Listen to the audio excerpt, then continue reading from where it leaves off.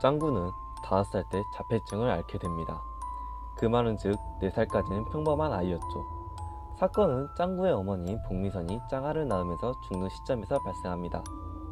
가끔씩 폭력적이었지만 선량했던 엄마와 있는 짱구는 충격을 받지만 자폐증을 앓지는 않았습니다. 하지만 짱구 아빠인 신영만은 충격을 많이 받았죠. 그런 신영만을 도와준 사람이 있었습니다. 바로 복미선의 동생 복미소였죠. 복미소는 집안일을 잘 못했지만 신영만을 도와주었습니다. 후에 신영만도 짱구와 짱아를 위해 힘을 내지만 복미선에 대한 그리움은 하루하루 더 커져만 갔죠. 그리움에 시달리는 신영만은 결국 복미소에게 아이들을 맡기고 그리움에 자살을 합니다. 1년이 지나가기도 전에 짱구는 큰 충격을 한 번 더 받게 되었죠. 짱구는 엄마와 아빠가 살아있던 시절을 그리워했고 결국 스스로를 가두어 자폐증이 생기기 시작했습니다. 그렇게 자폐아가 된 짱구는 자신의 망상 속에서 엄마와 아빠 그리고 짱아와 함께 행복하게 살 수 있었죠. 점점 심해진 자폐증으로 인해 현시가 떨어진 짱구는 움직임이 점점 없어지고 15살 될 때까지 살아있는 시체 마냥 가만히 망상만 하게 되었습니다. 당연히 움직이지 않는 짱구로 인해 흰둥이는 굶어 죽게 되었고 짱아는 외과에서 데려가 자라게 되었죠. 조금 자란 짱아는 비참한 자신의 가족 이야기를 듣고 집을 뛰쳐나가 행방불명이 되어 후에 시체로 발견됩니다. 짱구의 머릿속에서는 영원한 5살이지만 현실에서는 나이를 차근차근 먹었습니다.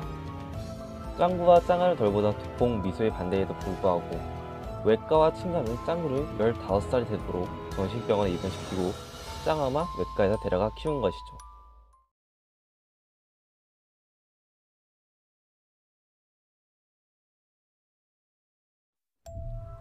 보통 괴담에서는 짱구의 친구들은 망상 속 인물이라고 말합니다. 짱구는 총 4명, 철수, 유리, 훈이, 맹구 이렇게 4수로 구성되어 있죠. 망상 속에서 나온 짱구 친구들 중 유리는 죽은 엄마, 복미선의 어린 시절을 빗대어 나타낸 망상 속 친구입니다. 가끔 폭력적이고 선량한 명은 복미선을 닮았으며 리얼 소꿉놀이 또한 복미선의 주부이를 빗대어 나타낸 것이었죠.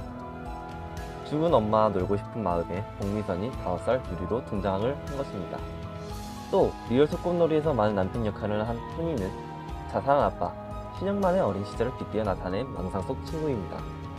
신영만은 사춘기를 접어들면서 짱구와 같이 이상의 눈을 뜨게 되지만 그 이전까지는 훈이와 같은 겁쟁이였으므로 결혼 후 복미선이 항상 잡혀 사는 모습까지 빗대어 나타낸 것이었죠.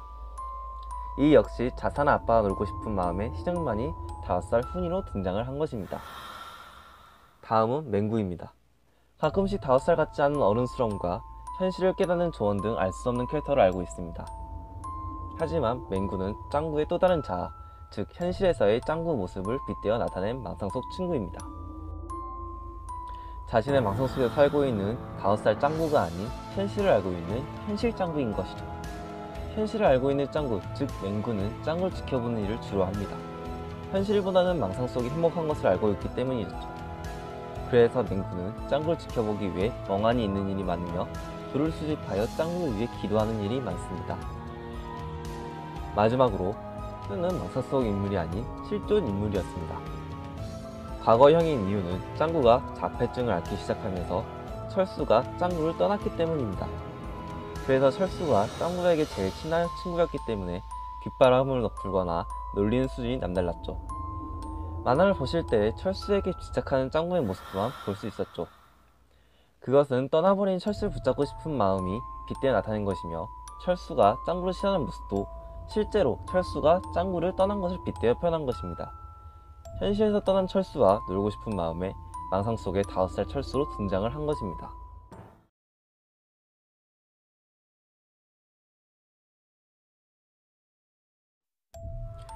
복미선이 죽고 신영만을 뒀던 복미소는 짱구와 짱아에게 정이 많이 들었었죠. 하지만 외과와 친가에서는 자폐아인 짱구를 아무도 맡고 싶지 않았고 다툼 끝에 짱아는 외과에서 양육권을 가져가고 짱구는 정신병원에 입원하게 되었습니다. 친가에서는 짱구와 짱아를 완전히 버렸고 외과에서는 자신의 딸과 닮은 짱아만을 원했죠. 복미소는 반대하였지만 경제력도 없는 백수에게 큰 힘은 없었습니다. 복미선과 신영만의 죽음은 외과, 친과 양쪽에게 상처를 준 사건이었습니다. 친과에서는 짱구와 짱아를 보면 자살한 신영만이 떠올라 괴롭다며 버렸고, 이 모든 게 죽은 복미선의 탓이라며 외과와 싸웠죠. 외과에서는 친가를 닮은 짱구를 싫어했고, 친가와 싸우며 짱아만을 데려오게 된 것이었죠.